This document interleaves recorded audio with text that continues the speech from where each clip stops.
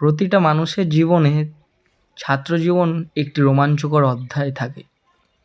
যখন এই ছাত্রজীবনের সমাপ্তি ঘটে এবং কর্মজীবনের সূত্রপাতদের শুরু হয়, তখন একটা শূন্যস্থানের মতন লাগে। আমারও জীবনে আমার ছাত্রজীবন সমাপ্তি ঘটেছে সবে কয়েকদিন হলো। আর কর্মজীবন শুরু হওয়ার মাঝে আর একটা অধ্যায় রয়ে গেছে, সেটি হচ্ছে হসপিটাল ট্রেনিং। আমি একজন ডিপ্লোমা ইন ফার্মেসি স্টুডেন্ট হওয়ায় আমার লাস্ট 3 মাস আমার কোর্সের আমাকে হসপিটাল ট্রেনিং করতে হয়। এই হসপিটাল ট্রেনিংয়ের সম্বন্ধে কী করতে হয়, কীভাবে করতে হয়, কোথায় করেছি, সেই সমস্তই কিছু থাকবে আজকের ভিডিওর ডিটেলসে। নমস্কার বন্ধুরা, সবাই কেমন আছো তা কমেন্টে জানিও। আশা করি সবাই ভালোই আছো। আমার জীবনের নতুন একটি অধ্যায়ের সূচনায় আর এই ভ্লগে সবাইকে জানাই এক সুস্বাগতম। তো প্রথমেই দেখতে পেলে আমি বাড়ি থেকে রওনা দিয়েছিলাম, তখন বাজে 11টা, সাড়ে 11টা মতন, এবং আকাশের অবস্থা খুব একটা ভালো নয়, কিন্তু পরিবেশটা এতটাই সুন্দর রয়েছে, এতটাই শান্ত এবং নিরিবিলি হয়েছিল যে একটা মনোমুগ্ধকর পরিবেশের সৃষ্টি করেছিল। তো আর বাকি 5 জনের মতন আমিও আমার বাড়ির সবচেয়ে কাছের যেই হসপিটালটায় আমাদের হসপিটাল ট্রেনিং হচ্ছে সেখানে গিয়ে আমি অ্যাপ্লাই করি, এবং সেখানে অ্যাপ্লাই করার পর আমাকে বলা হয় পূর্ত ভবনে যেতে।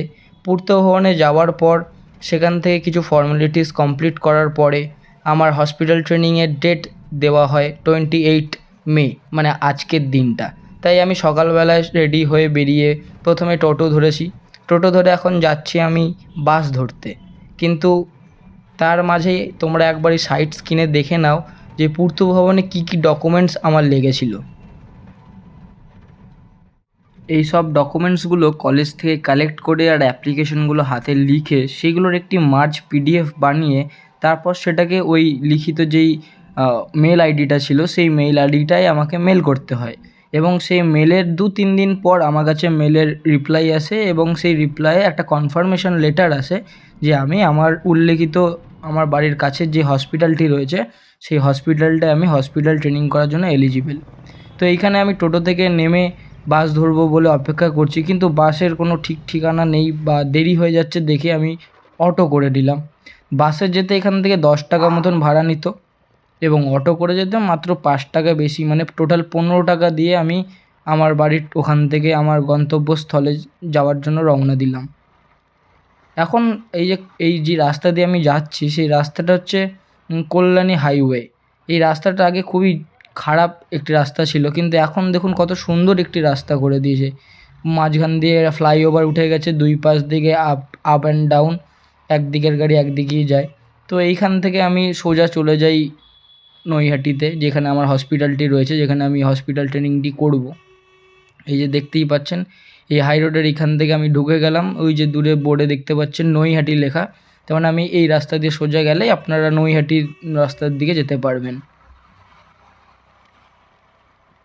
ডিপ্লোমা ইন ফার্মেসিতে টোটাল 2 বছরের কোর্স হয়, এবং 2 বছর কমপ্লিট করার পর লাস্ট 3 মাস আপনাকে হসপিটাল ট্রেনিং করতে হয়। এই 2 বছরের মধ্যে আমাদের কলেজে 3টে মিড টার্ম, একটা সেমিস্টার হয় প্রতি বছর আলাদা আলাদা, এবং সেই 3টে এলিজিবল পাস করার পর আপনি এলিজিবল হন হসপিটাল ট্রেনিং করার জন্য। এবং হসপিটাল ট্রেনিং করার জন্য প্রথমে আপনাকে হসপিটালের সাথে কথা বলে রাখতে হবে, এবং সেখান থেকে আপনাকে সিএমওএইচ অফিস, মানে চিফ মেডিকেল অফিসার অফিসে যেতে হবে। সেখানে গিয়ে আপনাকে অ্যাপ্লিকেশন জমা দিতে হবে, এবং সেই অ্যাপ্লিকেশনের মধ্যে একটা অ্যাপ্লিকেশন কলেজ থেকে তাদেরকে মেল করার অ্যাপ্লিকেশন হতে হবে। এই সমস্ত প্রসিডিওর যেগুলো রয়েছে সেইগুলো কমপ্লিট হওয়ার পর আপনি হসপিটাল ট্রেনিং করার জন্য প্রস্তুত থাকবেন। আমার এই সমস্ত কমপ্লিট কালকে কমপ্লিট হয়, এবং আজকে আমি এই হসপিটাল ট্রেনিং করার জন্য রওনা দিই। আজকে মোটামুটি পরিবেশটা খুব সুন্দর ছিল, মানে গরম খুবই কম এবং হালকা মেঘলা ওয়েদার, তাই জন্য আমার খুব একটা কষ্ট হয়নি। এই যে প্রায় আমি চলেই এসেছি। এইখান দিয়েই আমার হসপিটালের বাউন্ডারি যে বাউন্ডেশনটা ছিল সেখান দিয়ে শুরু হয়, এবং এখানে গিয়ে আমি প্রথমে হসপিটালে গিয়ে জমা দিই আমার ডকুমেন্টসগুলো, এবং ওখান থেকে যে লেটারটা দিয়েছে সেই লেটারটা জমা দিই, এবং সেখানে জমা দেওয়ার পর আমাকে ফার্মেসির যে মেডিকেল স্টোরটা রয়েছে সেখানে ভিজিট করায়, এবং সেখানে গিয়ে আমি সবার সাথে কথা বলি। তারা সবাই খুবই ফ্রেন্ডলি একজন, সেখানে আমাকে খুব ধরে ধরে খুব সুন্দরভাবে প্রথম দিন শেখানো হয়। মানে খুব যে আমি একটু ভয় কাজ করছিল, এটা চাপের বিষয় কাজ করছিল যে আমি আদৌ পারবো কি না, কারণ প্রেসক্রিপশান পড়াটা খুবই একটি চাপের বিষয়। যারা প্রেসক্রিপশান দেখেছেন, যারা দেখছেন, সবাই জানেন যে কোনটা প্যারাসিটামল আর কোনটা প্যান40 সেটার মধ্যে ডিফারেন্স করা যায় না।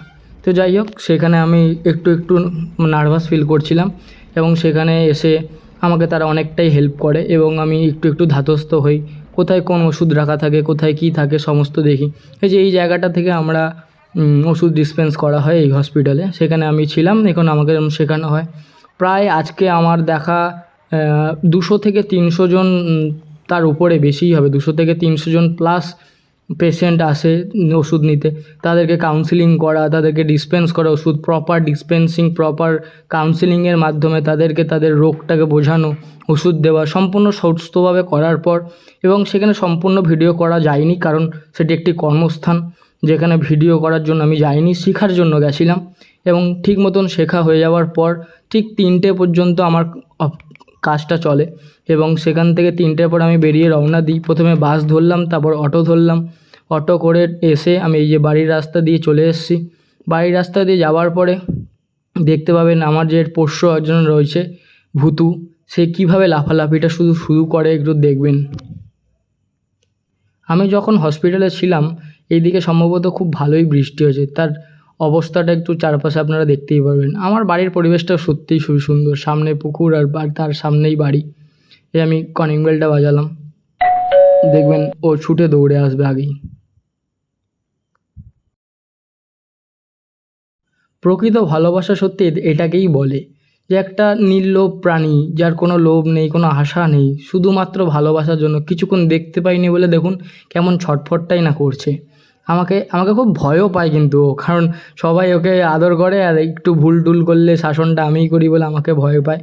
এবং আমাকে এসে বলছে যে চলো চলো ঘরে চলো। ওর সব ভাষা আমি বুঝি, আমার সব ভাষা ও বোঝে। তো সবার আগে বাড়িতে ঢোকার পর আমার বাবার, মায়ের, যে কোনো সবার প্রথম কর্তব্য বা কাজ হচ্ছে ওকে আদর করা।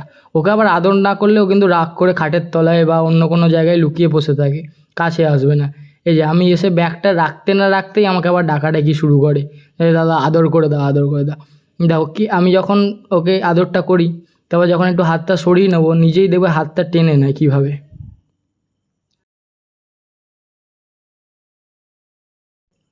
দেখো এবার আদরটা করার পরে হাতটা আমি ওর থেকে সরিয়ে নেব। সরিয়ে নেওয়ার পরে দেখবে ও কীভাবে নিজেকে হাতটা টেনে নেয়, একবার লক্ষ্য করে দেখো। এই যে হাতটা রাখলাম, এবার এই যে প্রথমে হাত দিয়ে টানবে, তারপর নাক দিয়ে গুতাবে। এই ভালোবাসা সত্যিই মানে পাওয়া যায় না। এইগুলো একমাত্র যার বাড়িতে কুকুর রয়েছে, যে কুকুর প্রেম, মানে কুকুর বলাটা ভুল, যার বাড়িতেই সুন্দর একজন বন্ধু রয়েছে, সেই বন্ধু যাকে ভালোবাসে, সেই ভালোবাসায় শুধু তারাই বুঝতে পারবে যে এই ভালোবাসাটা কতটা মূল্য এই ভালোবাসাটার একটা।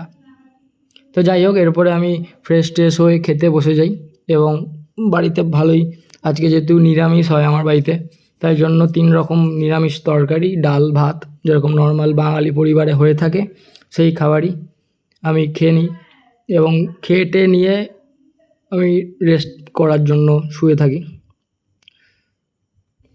এটা ভাত, এটা আলাদা করে বলার কিছু নেই। এটা কোনো একটা শাকের তরকারি, এইটা কুমড়ো ভর্তা, এটা আলু, পেঁয়াজ, পটল ভাজা, এটা ডাল, সবজি দিয়ে সব রকম ডাল। গরমে আমার খুব ফেভারিট এটা একটা খাবার। যে এতটা গরমে মাছ মাংস খেলে খুবই মানে শরীরটা একটু কষ্টদায়ক হয়। সেই জায়গায় পাতলা ডাল হবে, সবজি দেওয়া ডাল, 2 রকম 3 রকম ভাজা দিয়ে, একটা বাঙালির এর থেকে বেশি খাবারের আর কিছু চাই না। তো যাই হোক, মোটামুটি আজকের দিনটা কিছুটা এক্সপেকটেশান, কিছুটা রোমাঞ্চ, কিছুটা ভয় যে সঠিক ওষুধ দিতে পারবো কি না, এত কিছুর মধ্য দিয়ে আজকের দিনটা খুব ভালোই কাটলো। তাছাড়া যে আজকে যে সুন্দর বৃষ্টিমুখর পরিবেশটা ছিল, সেই পরিবেশে এত সুন্দর একটা এক্সপিরিয়েন্স কেমন লাগলো তোমাদের সাথে শেয়ার করলাম। তোমাদের ভিডিওটা ভালো লাগলে like, comment, share and subscribe করতে ভুলবে না। কোন পার্টটা বেশি ভালো লাগলো, কোনো কিছু জিজ্ঞেস করার থাকলে অবশ্যই কমেন্ট করবে। সমস্ত কমেন্টের